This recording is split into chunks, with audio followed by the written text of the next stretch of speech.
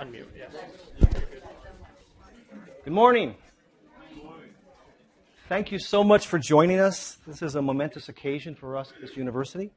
It's a real thrill and an honor to have you come and embrace what we think is a very important cause, a cause we hope to explore from all facets. I'm going to say that this is not something anyone ever does by themselves. We have roughly the entire law school plus the Albert Schweitzer Institute sponsoring this presentation. And I want to give a special thanks to the folks who built these seats and put this carpet down and gave you bananas moments ago. It's a real honor to be a member of an institution like Quinnipiac, which is young and vibrant and embraces all kinds of interesting projects. If you can name something for this institution you think might be an interesting, thought-provoking event, you get support. But more than that, I want to talk about the law school. You got to walk through the law school. I hope when you walk back through the law school, we can show you a little bit of it. But it's been an extraordinary thing. And we have a dean, Jennifer Brown. Jennifer, would you please stand up for us? Thank you very much. Who embraces a vision of law not as a set of doctrines, not merely as a set of tools to resolve disputes, although she's one of the leading experts on dispute resolution, but as a vehicle for talking about how to change the world. And that's what we're here today for. And I've gotten great support, and again, it's an honor. But most importantly, this is a typical sort of thing where the faculty member gets to watch the students do all the work, and then the faculty member takes the credit. But these students are just too good for that. So I want to have three other people be recognized, and if they aren't standing, please stand. Nikki Bossert, our editor-in-chief of our law review. Frank Upolito. Frank is the president editor. And Kim Osborne, our associate editor. And she's been my partner in crime for promotion. We've done some TV gigs together. And, you know, I don't think I'm going to appear next to Kim on TV anymore. I don't show up well. But it gives me extraordinary pride, and I feel very grateful to have this position for two reasons. One is to work with really talented students. These are people like they have the 3 Ps, poise, professionalism, and polish. It's really great to be able to be, in some ways, a teacher, much more a student of them. But better than that, I'm grateful for my academic position because these are going to be great lawyers, and I don't want to be out there having to defend my clients against their wishes. They're extraordinary people, and I'm very, very proud to have been able to work with them on this. I want to mention something that came out just this week to sort of start us talking about how the magnitude of the issue we're addressing. This is a report by the Environmental Investigative Agency, a UK-based organization that came out just this week, just 2-3 days ago. And one of the things that noticed is just counting the number of elephants that die. 30 a day, 100,000. We've lost 2/3 of our elephants since 1979.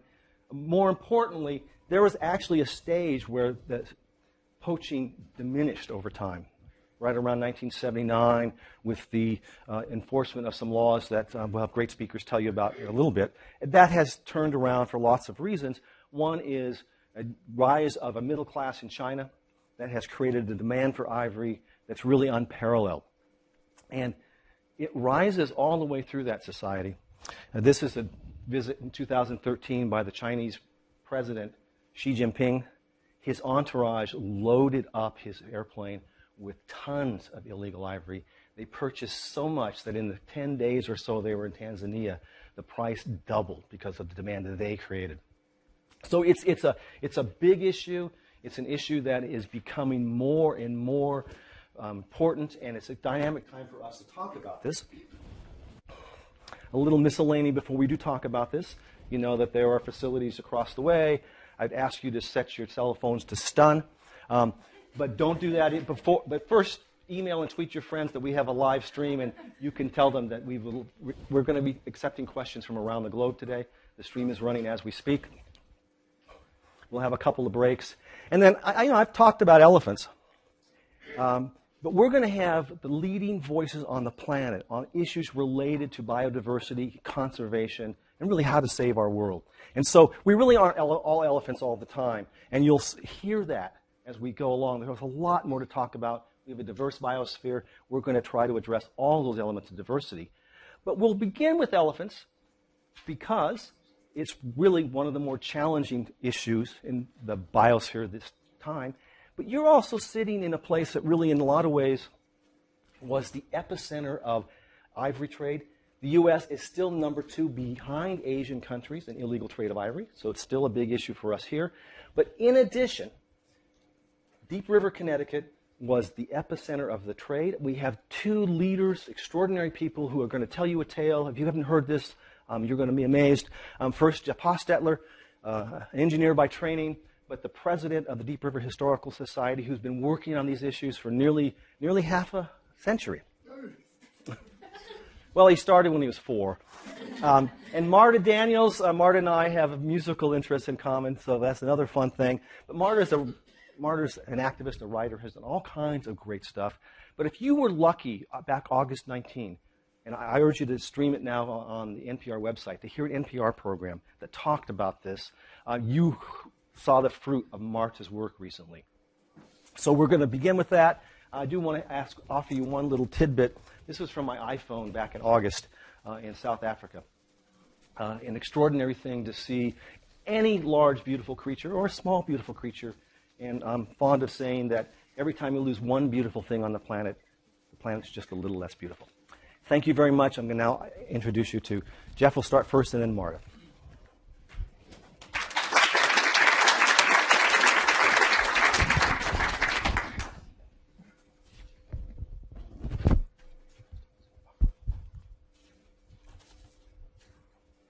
Okay. Trusting the technology is actually working. First of all, I'm flattered to be here. You're doing God's work, and I'm honored to be a part of that. My goal here today is to explain how 2 little towns in Connecticut ended up being the primary destination for tons and tons of elephant ivory and where it went. Deep River is located on the west bank of the Connecticut River, about 10 miles north at the mouth of the river at Old Saybrook. The river is about a mile wide at that point, and there's a barge channel maintained up about as far north as Hartford. The floodplain of the river now, as always, is large expanses of freshwater tidal marsh. This land floods. There's about a 3-foot tide every day. It floods in storms. The spring freshet brings water for up to several weeks, 5 to 10 feet above normal. It's a very great wildlife habitat, but very ill-suited for human activities, and so it's been well preserved. Settlement of the European settlement of the Connecticut Valley. The table was set in 1636 with a royal patent from the king for the lands between New Haven and New London, to be defined later. And settlement progressed pretty slowly, and by 1800 there was a scattered population of mostly farmers. The land away from the floodplain is steep, it's rocky, the soil is thin, it's not very good farm country. The serious farmers in the area headed for Ohio as soon as the news came back, and the rest of them were able to eke out a living raising livestock. Was about the only cash crop that you could put together. Shipbuilding developed on along the shore of the Connecticut River, because we've got out of these hills are a lot of permanent streams. They were harnessed by locals for to power sawmills, and a lot of the timber was used to build ships. The shipbuilding created some non-farm employment, and that generated villages on high ground near the river shore, and also produced a provisioning industry that grew modestly throughout the 18th century. A byproduct of the provisioning industry, i.e. butchering livestock and provisioning ships, is you got a lot of byproducts, specifically bone, horn, hoof, and a cottage industry developed in the neighborhood, making small articles out of these products, typically buttons and most significantly combs. And I brought one. Combs could be made out of a variety of things, and including hoof and horn and elephant ivory. Ivory is particularly well suited to a comb because the material is naturally white, so you can keep it clean, you can see what you've caught. Combs were an important part of daily grooming because in the days before daily shampoos and showers, there were all kinds of critters living in society's scalps, and people didn't like them. So it was a very important part of daily grooming. And the ivory comb was a market preference. Around 1800, a fellow in Essex, Phineas Pratt, invented a machine to automate the cutting of the fine teeth in these combs, and we are talking fine tooth comb here. The automation not only produced a better product, a more uniform product, but you could power the machine with water power and produce it cheaper. Now that's every businessman's dream, to make a better product cheaper and bring it to market. Once Phineas had this machine, a lot of his sons and sons-in-law opted to go into the comb business, and small comb shops showed up along at mill sites all up and down in the area.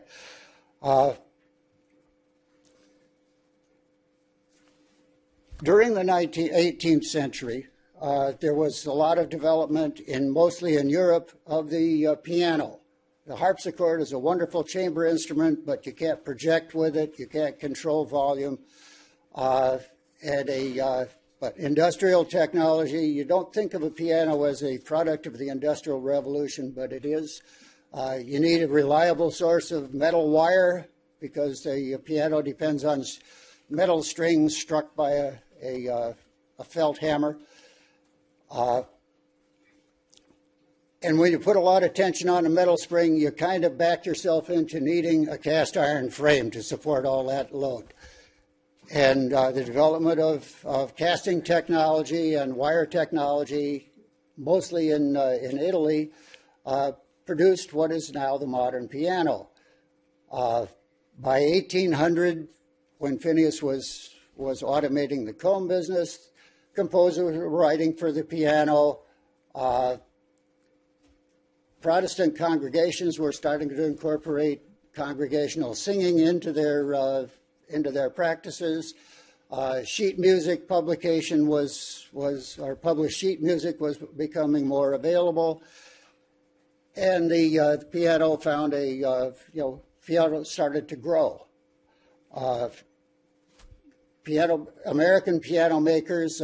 Pianos are big and bulky. They're hard to ship, so to keep control of shipping and handling, piano builders, particularly American ones, tended to locate in cities, and but they bought or chose to buy ivory veneers for the keys. The keyboard from the harpsichord came intact over to the piano. It's a wonderfully intuitive design. High notes are up here, low notes are down here. The intervals are very, very intuitive. It's a great composing instrument. There's a good reason why you didn't want to mess with the keyboard. Long practice had established ivory as the preferred veneer for harpsichord and organ keys, and it came over intact to the piano, so they didn't mess with that. American manufacturers wanted to buy their ivory key veneers from the people who were already processing ivory, i.e. the comb makers. To a comb maker, a piano key is just a comb without all those annoying teeth. And certain enterprising comb makers chose to embrace their new customers and make more and more of the insides of the piano. So piano keys and actions became the local core business. And that's the transition. That's where the Ivory demand came to Connecticut. As the piano became more and more popular, about 1860, there was a couple of local major commitments into the piano business. Two independent companies. Pratt Reed and Company was formed by George Reed, based in Deep River, consolidating a bunch of his friends and relations who were in the comb business and the wood turning business and precision sawmills and planing mills and that sort of thing. And he formed Pratt Reed and Company with and their main business was piano keys and actions. Separately from that, in the adjoining town of Ivoryton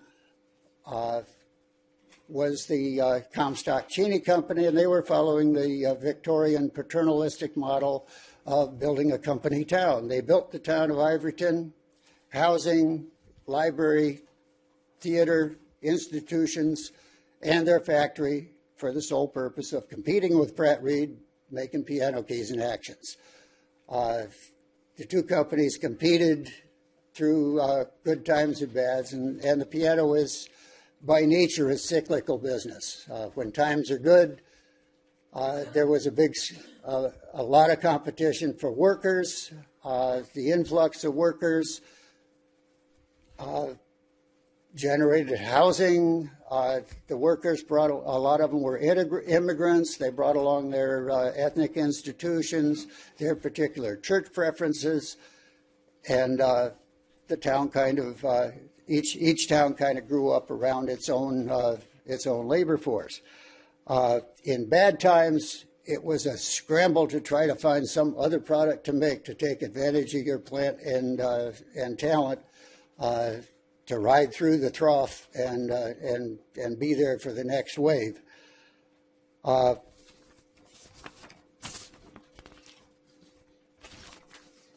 So the two companies competed until as the piano business declined, and of course about 1900, that was kind of the high water mark for everybody.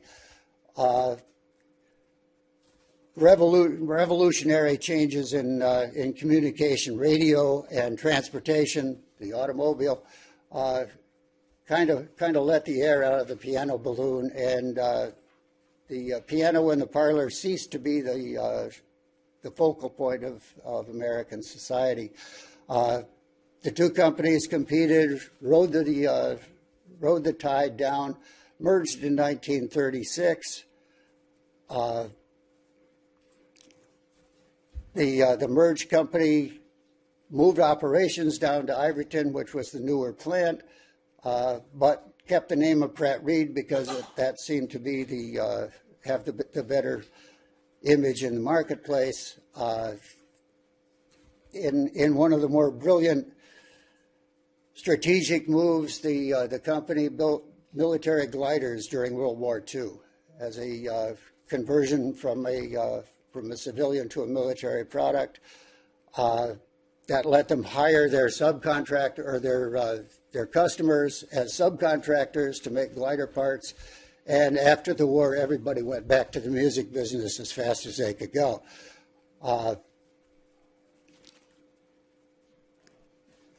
Eventually, the 100-year rainstorm for us occurred in 1982. It blew out a series of dams on the Falls River where the Comstock Cheney Company was located in Ivoryton, flooded out the company's plant, flooded out the offices, and most significantly blew away an irreplaceable lumber supply. And that was kind of the end of the local piano biz. The company survives today as a plant in Bridgeport making screwdrivers. The company logo includes an elephant like it always has, only now he has a screwdriver in his trunk. The towns survive today. neither town ever got big enough that you had to demo a lot to accommodate progress. So pretty much everything that's ever been built there is still there. We've got a great stock of housing, most of it built in spurts during the piano booms. So there are architectural phases that are missing because it didn't happen to be a propitious time for us.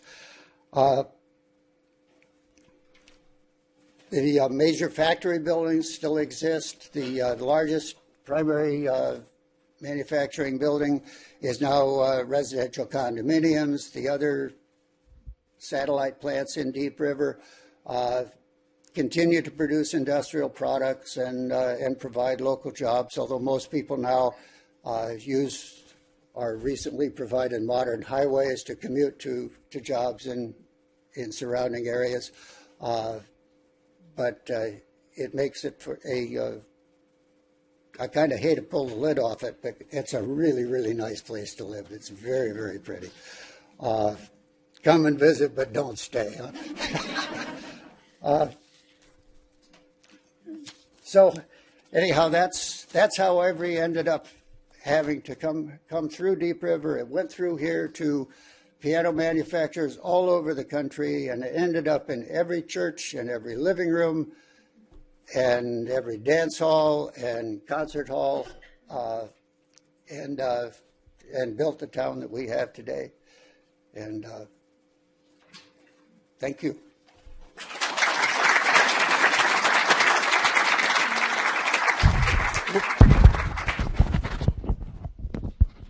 You are not going to want to hear this. Okay, where's that at? Where do you put it in your pocket? Okay. Set it up. Okay. You said it's your mic. Do I have to have it on me?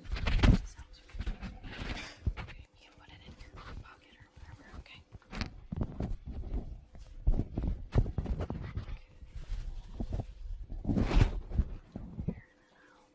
This is this.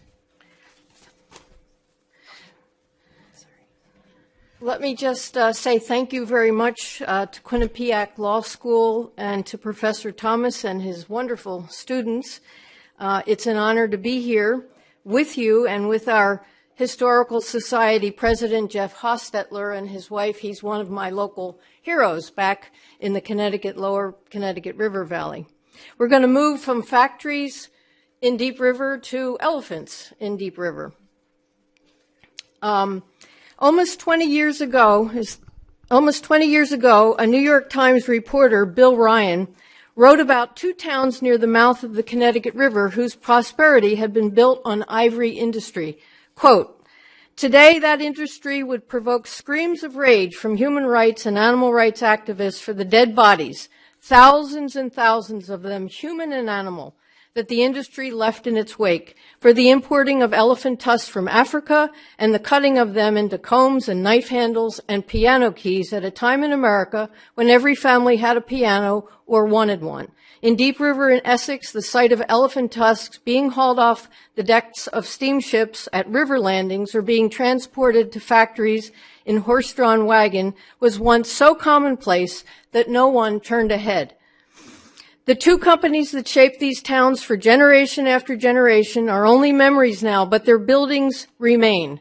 Pratt Reed's now a condominium complex known as the Piano Works, and Comstock Cheney's now occupied by other businesses. Now, let me see if I can get a slide here. There we go. For 10 years on my way to work, I drove past the Victorian-era Pratt Reed Piano Factory in Deep River, now the Piano Works condo, not knowing its dark secret. I always thought it was cool that we had a big, handsome red brick factory that once made pianos, was even on the National Registry of Historic Buildings. But my ignorance was challenged in 2002 by a Hartford Courant Northeast Magazine article and now book, Complicity, How the North Promoted, Prolonged, and Profited from Slavery by Ann Farrow, Joel Lang, Jennifer Frank. One chapter of it, chapter 7, was Plunder for Pianos, and it was devoted to my red brick factory and another in Essex. Let me just move this along. There's a couple of shots of this factory. This is now condominiums. And this is the Comstock Cheney. This is the one in Ivoryton.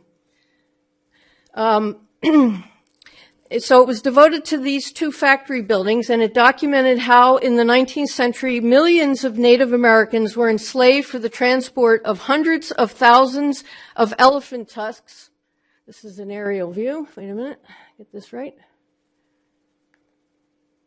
Yes.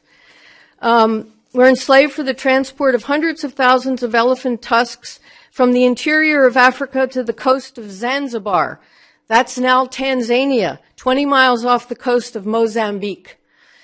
These tusks were then shipped by boat to Connecticut to that lovely red brick factory to provide the material that made the product, ivory veneers for piano keys and their wooden actions. I'm going to go back to the aerial view here. Oops. There we go. This is the Deep River Pratt Reed factory. From this book, I learned that for 60 years, between 1860 and 1920, up to 90% of the world's unworked ivory came by river to Deep River in Essex, onto the docks in the form of whole elephant tusks to make piano keys.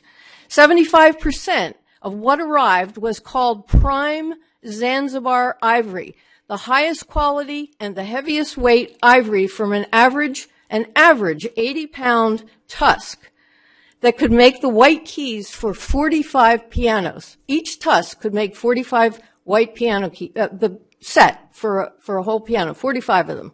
By the first decade of the 20th century, the prodigious output of the two Connecticut factories resulted in annual piano sales of 350,000 a year at its height, making the U.S. the largest piano manufacturer in the world, far outranking its closest competitor, Germany, and so extensive and profitable was Deep River's part of it, the keyboards, that the trade earned our little river town its title, Queen of the Valley. To learn more about this extraordinary business, I began to read other sources. One of the most revealing was a 1987 Audubon magazine essay, When the Music in Our Parlors Brought Death to Darkest Africa, by Old Lyme writer and conservation wildlife writer Richard Conniff. In 1987, he lived down by the Deep River landing where the tusks were once offloaded from Africa. From Conniff, I learned that during this 60-year period, 25 to 100,000 elephants, that is 25,000 to 100,000 elephants, died each year, the vast majority of them to supply the raw material for the piano keys that brightened every Victorian parlor. I wondered then how many elephants exactly in total were sacrificed for this 100-year Connecticut manufacturing achievement. It was a manufacturing achievement. Our local industry in ivory spanned these 100 years from 1840 to 1940, as Jeff has said, with a giant increase between 1860 and 1920 due to the Industrial Revolution that produced the sheet music in mass quantity and encouraged people to play the piano, which they had no other form of entertainment beyond going to concerts. So I was keenly interested in this number. I wanted to know for a long time, but consulting all the local historians in our area, it quickly became clear that the question could not be answered, not definitively. The company records for tusk and pounds imported were scattered or lost. Some of them were at the Smithsonian, some in the possession of descendants, some in local libraries, and some destroyed by fire. We would have to settle for estimates, general figures based on known numbers of recorded tusks and elephant kills. This is when I learned about Ernest Moore's 1931 book, Ivory, the Scourge of Africa. Moore was a Comstock Cheney employee and later Pratt Reed, and he was an on-site ivory buyer for Connecticut's two businesses between 1905 and 1912. He lived in Zanzibar, went on ivory expeditions with natives, and chose the tusk for export to his Connecticut companies. His job required him to pay for the tusk and catalog each one for quality, size, and weight. His service in the industry spanned the old and the new century and positioned him at the heart of darkness, at the height of elephant taking. Whoops, what happened there? All right, that's Ernest Moore in the center on the top. We think it's about 1910, but we're not quite sure. His book, published in 1931, well after he retired, was a stunning and haunting condemnation of the brutal ivory trade. But at the time he was practicing it, or participating in it, he was a shrewd buyer and showed no squeamishness. He said, quote, "Our lives were so crammed with our business and adventure that we were perfectly content to take what we had and make the best of it," unquote. And no one else questioned the supply of elephants or how they were acquired either. But when Ernest Moore retired, his true feelings about the nature of his work and that of the ivory trade came to full view in this memoir. And I'm going to read you just a few short passages right here, just to give you a sense of this classic 19th century style writing. He said, "I cut my teeth on ivory in more ways than one, and in my turn went to Africa to trade for the precious stuff. And I dare say I held in my hands as many large ivory tusks as any man in the world in my time as my predecessors had in theirs. Ivory hunting was not a sport then, but a cruel, bloody business, as terrible a vocation as the world has ever seen. The bloodshed and cruelty, the inhumanity and suffering the precious ivory cause never can be fully known. The quest for ivory turned thousands of square miles of fertile country into a wilderness of rapine, plunder, and fire-blackened ruin. Hundreds of thousands of mighty elephants were slain, but for every elephant that perished for its ivory, a dozen human lives were wrecked or snuffed out in the search, the seizure, and the transport of it. The fate of the unhappy land in those years of ivory raiding makes an almost incredible story, yet it is true. I gathered the story of the scourge of Africa, of the ivory treasure that was garnered in the blood of beast and man, in a welter of cruelty and carnage that the world never will see again." Well, that's a question, isn't it? The one thing that his book had was that it was the only source that provided us with hard elephant figures for the years he bought tusks. The direct knowledge of Ernst Moore in Africa at the height of the elephant slaughter can give us a reasonable and reliable, though conservative, estimate of total numbers. He wrote in his 1931 memoir that between 1905 and 1912 alone, 7 years, the world ivory trade took 30,000 elephants each year. Extrapolating and using only Moore's annual lower figure of 30,000 and applying it first to his own 7 years, we get 10,000 elephants on his watch. For 10 years, just 3 more added, we get 300,000. Calculated over the 2 highest decades of ivory consumption, that's 1890 to 1910, 600,000 elephants were sacrificed. Since Connecticut's ivory trade spanned 100 years, the 1840 to 1940 period, and allowing for off years, a very conservative total number then for elephants killed could easily have reached 1 million. A much higher estimate was put forth in 2001 by Esmond Bradley Martin, a conservation expert living in Kenya and the World Wildlife Fund's ivory trade investigator and UN special envoy. Writing for the BBC history magazine, The Great White Gold Rush, Martin's research estimates showed that there were nearly 44,000 elephants killed each year from 1850 to 1914, equal to 700 tons of ivory every year, or 2,800,000 elephants killed. If Connecticut consumed even 75% of that, our Connecticut elephant count comes to well over 2 million. This is a staggering number to ponder. The people of present-day Deep River and Essex have been pondering it. Many recognize that we had a unique relationship with the elephant and a special responsibility to help prevent the elephant's certain extinction if modern-day poaching continues. We knew we couldn't change the past, but we might help influence the future. So 2 years ago, the Deep River Elephant Task Force was formed as a local citizens group to raise public awareness and gather support for anti-poaching efforts.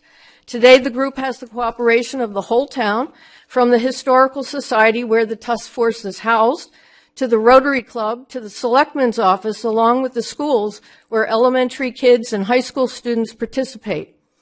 The town, via the Rotary, has placed an elephant statue at Town Hall and a plaque to honor the elephant and to remind us of the past and our unique and very special debt to this animal. It's called the oops, it went already there. Oh, sorry. Now, how do I get out of this? That's okay. Are you done? No, Okay. I need to go back to the plaque. Okay, that's fine. Down. Yeah, that's fine. Sorry about this. You can tell the older generations.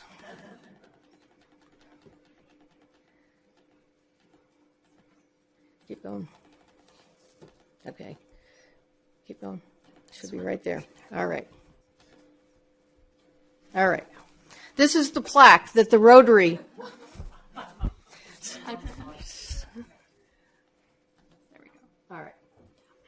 This is the plaque, and as I finish my talk, you'll be able to read it, that the Rotary also donated with the statue of the elephant.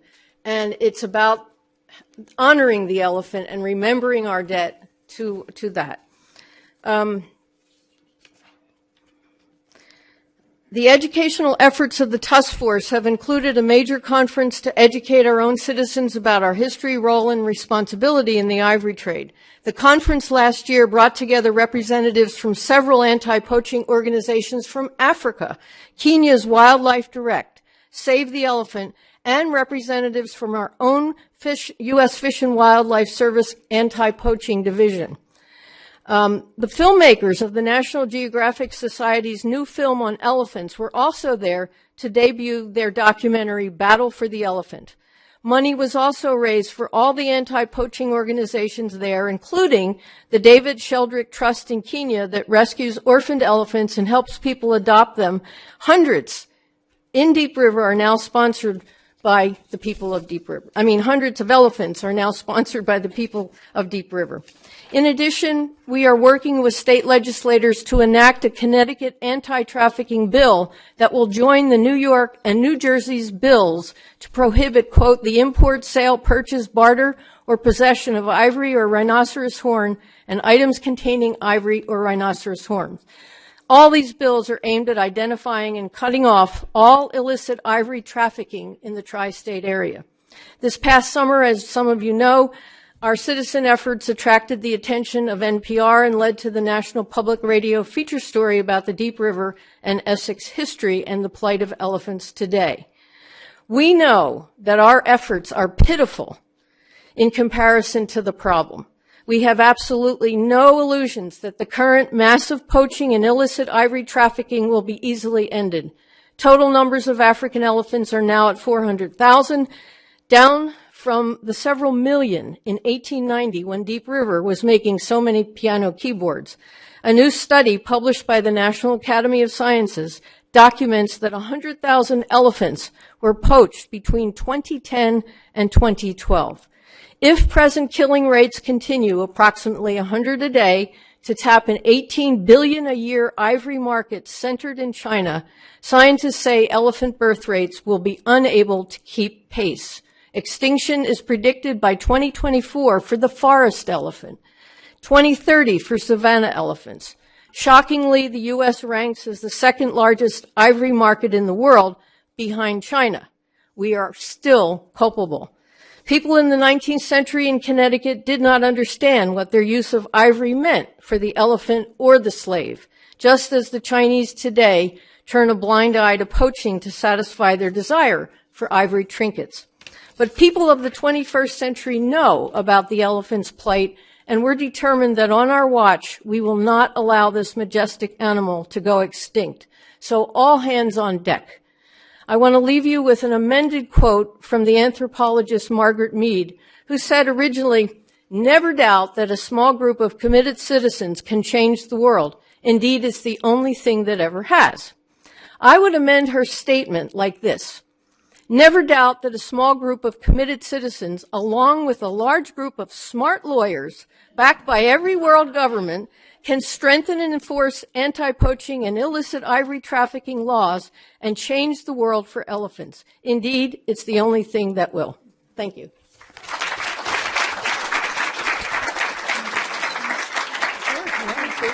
Do we have time? Okay.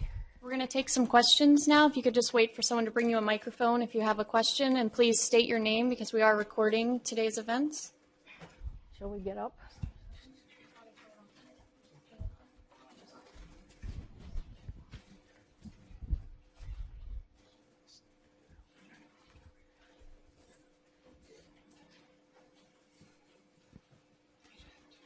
Anybody have any questions?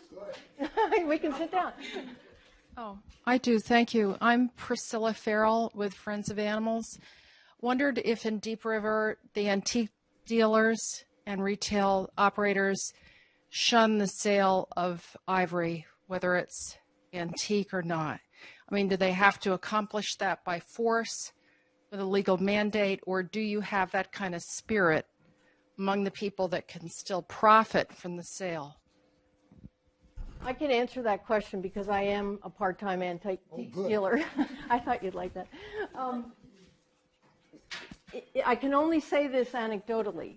I know most of the dealers in the Deep River, Chester, Essex area, and everyone I have talked to about this, because I had the same question, they all have said, we don't touch it, we don't sell it, we don't try to sell it, and we don't want to sell it. So anecdotally, on a personal level, I can say from what I have heard, they don't do it. That's not to say that somebody isn't doing it.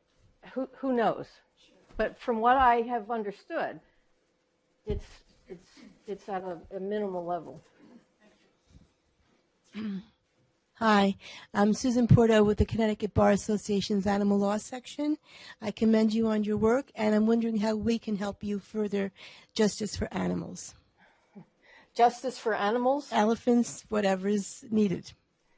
You know, think globally, act locally. Everyone has their part. The people of Deep River stepped up when they saw the connection between their present life. I mean, the question is, do people in the present have responsibility for what generations did before?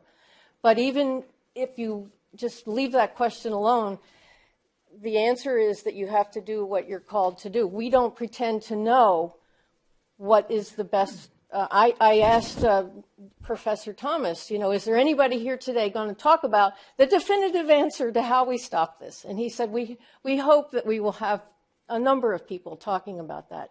One of the things that we saw clearly that Connecticut could do, and I urge you to join us, is to support the state legislators like Phil Miller, who did the GMO bill. Representative from Essex lives in an Ivoryton, Comstock, Cheney built house. He is going to introduce a piece of legislation, we hope. I mean, he says he wanted to. He said, I got to get through the election, and he did. And he is going to take what they did in New Jersey and New York and try to build a consensus bill around it in Connecticut. So you can certainly support that. We'll help him. Thank you. Hi, this isn't on. I'll just talk loud. My name is Adita. I'm from Friends of Animals also. And relating to the question that Priscilla asked, because it's something that I was just dealing with in the past few days, there's the Antique Dealers Association of America, right? I don't know if you're a part of that. No, but I'm not. we had one of our members contact us that's part of the ADA, and the president of the ADA was sent out a letter. So essentially what they're trying to do is support the federal legislation. I don't remember the bill numbers, but maybe it'll come up in the conference, that would weaken the new ivory policy for Fish and Wildlife Service. And I actually spoke to the woman who is the head of the ADA about this, and essentially her position was that they don't want to support anything that's going to tell them that they can't sell old ivory. So that was troublesome to me, because there's a lobby effort, and I think the NRA is behind it, to pass this federal legislation with the intent of then invalidating all the state legislation. So I think that's something that is something to focus on and to try to, stop that effort. Yeah. No, I hear you, and I agree. I even talked to Professor Thomas when he originally asked us to come. Yeah. I asked what he knew about this, because I was concerned about it for guitars. Right. The bone in the saddle and the nut there, it's a problem. Yeah. And for the first time that I ever knew, one of the biggest antique guitar dealers in America, George Gruen down in Tennessee, is joining with the NRA to support this. So it's an uphill battle, but it's their livelihoods. So like livelihoods that we've seen 100 years ago, it takes all forms, and it requires, lots of different ways that you can come at it. But I hear what you're saying. I don't have the answer. I don't know. Thank you.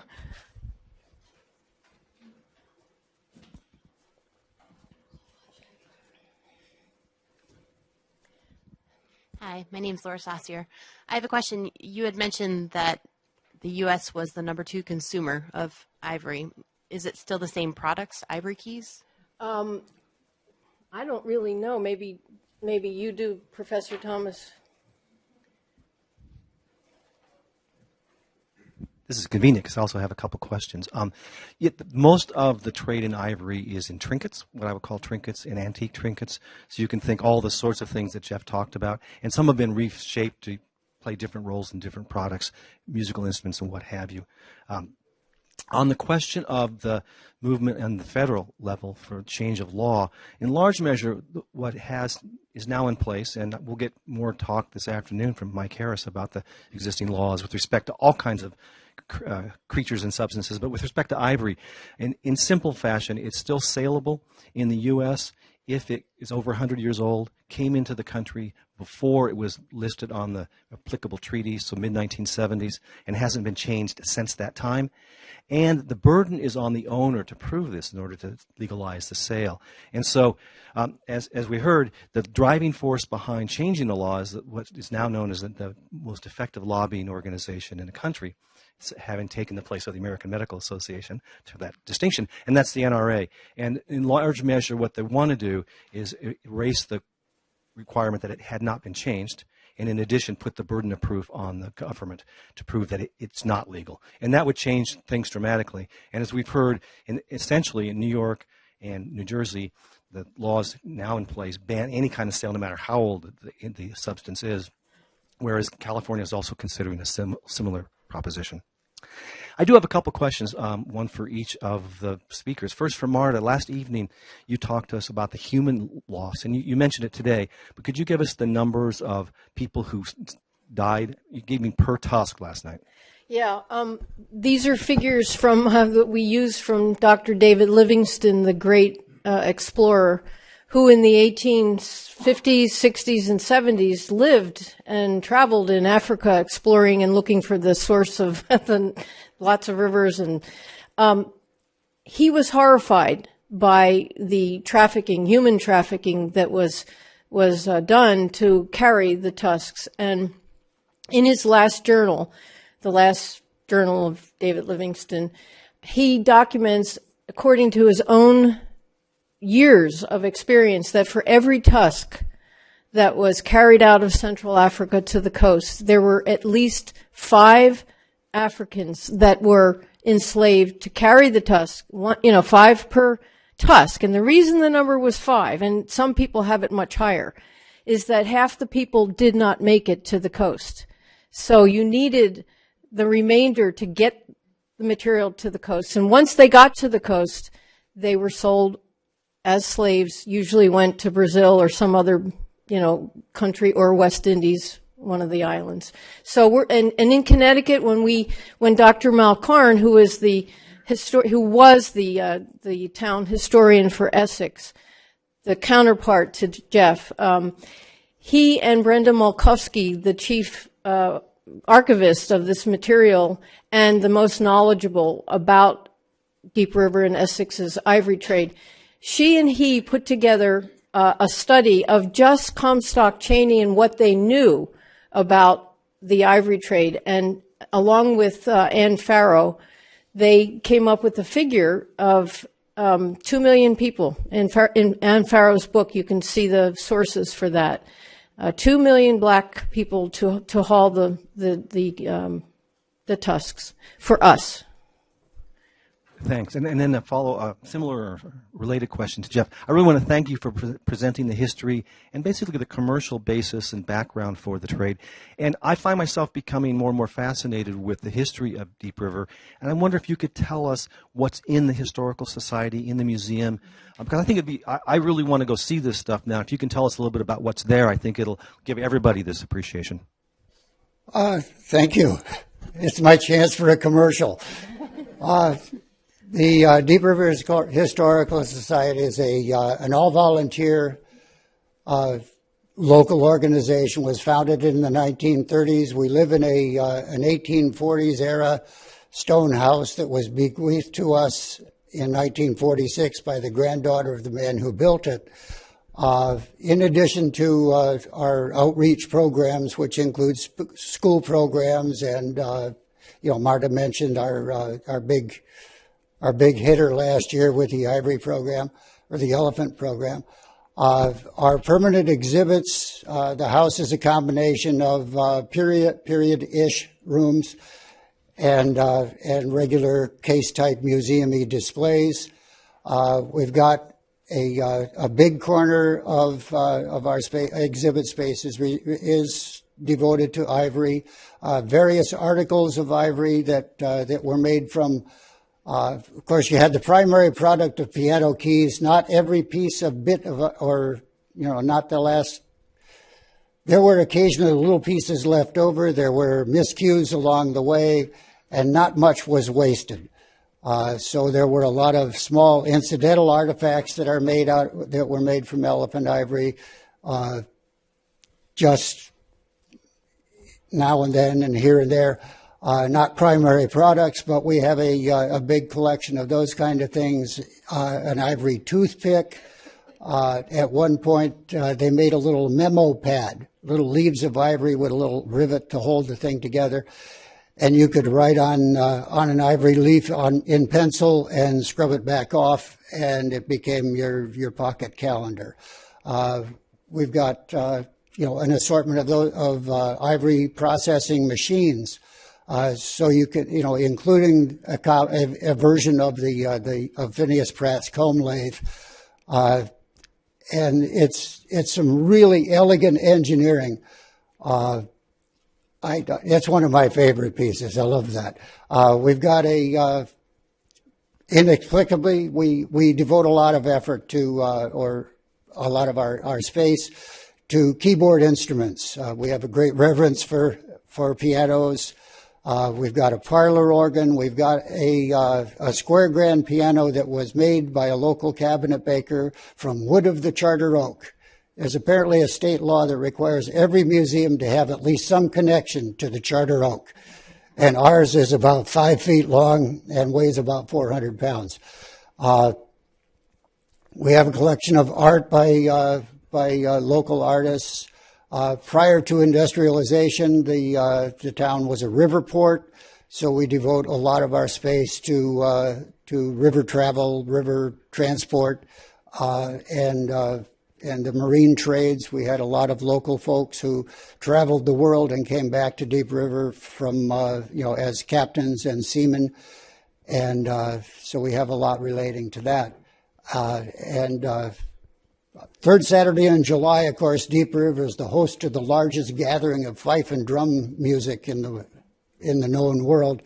If you want to acquire a taste for fife and drum music, third Saturday in July. That also is a major fundraiser for the Historical Society. We have 11 acres of property. We park cars. So we'd be happy to see you, very happy to see you. And thank you for the opportunity to be as blatantly commercial as that.